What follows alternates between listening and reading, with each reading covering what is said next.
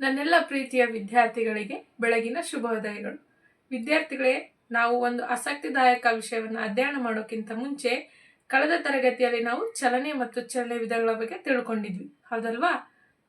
ಸರಿ ವಿದ್ಯಾರ್ಥಿಗಳೇ, ಈಗ ಇಲ್ಲಿ ನಿಮಗೆ ಕಾಣ್ತಿರ್ಬೋದು ಕೆಲವು ಚಲನೆಗಳ ಉದಾಹರಣೆಗಳ ಸನ್ನಿವೇಶಗಳಿವೆ, ಹೌದಲ್ವಾ?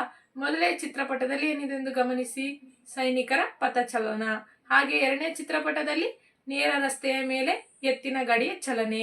ಮತ್ತು ಮೂರನೇ ಚಿತ್ರಪಟದಲ್ಲಿ ಏನಿದೆ, ನೇರವಾದ ರಸ್ತೆಯಲ್ಲಿ ಚಲಿಸುವ ವಾಹನಗಳು, ಹೌದಲ್ವಾ?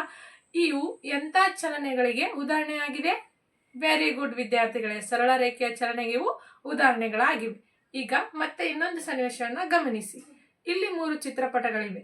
ಈ ಚಿತ್ರಪಟದಲ್ಲಿ ಮೊದಲನೇ ಚಿತ್ರಪಟವನ್ನು ಗಮನಿಸಿ, ಫ್ಯಾನ್ ಗಳ ಚಲನೆ ಇದೆ. ಎರಡನೇ ಚಿತ್ರಪಟದಲ್ಲಿ ಏನಿದೆ, ಗಾಣ ಸುತ್ತುತ್ತಿರುವ ಎತ್ತಿನ ಚಲನೆ ಇದೆ, ಹೌದಲ್ವಾ?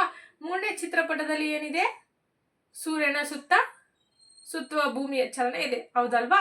ಹಾಗಿದ್ರೆ ಇದು ಎಂತ ಚಲನೆಗೆ ಉದಾಹರಣೆ ಆಗಿದೆ? ವೆರಿ ಗುಡ್, ವೃತ್ತಿಯ ಚಲನೆಗೆ ಏನಾಗಿದೆ? ಇದು ಉದಾಹರಣೆ ಆಗಿದೆ, ಹೌದಲ್ವಾ? ಈಗ ಇನ್ನೊಂದು ಸನ್ನಿವೇಶನ ಗಮನಿಸಿ.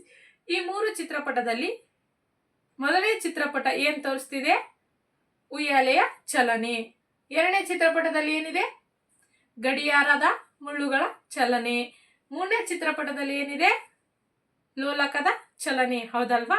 ಹಾಗಾದ್ರೆ ಈ 3 ಚಿತ್ರಪಟಗಳು ಯಾವ ಚಲನೆಗೆ ಉದಾಹರಣೆಗಳಾಗಿವೆ? ವೆರಿ ಗುಡ್, ಆವರ್ತಕ ಚಲನೆ. Very good.